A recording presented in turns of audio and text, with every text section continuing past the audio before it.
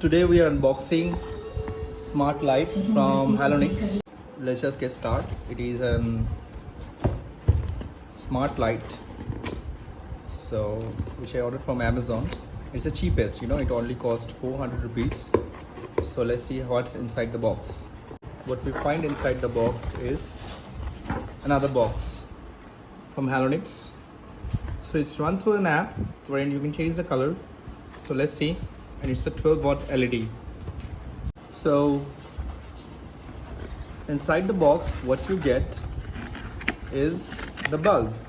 Let's just take it out. Once you take it out, you just get a manual and the bulb from the box, and that's how it looks. You can see, and manual which we have is simple. The Halonix details, and it should come with the warranty. So Halonix is a good product.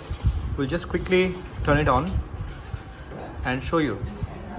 Initially start with the white one, okay? It just blink for 5 times, and now we will just connect the app, and I'll do the details review later on how it works on the app. Let's just see what are the colors we can make.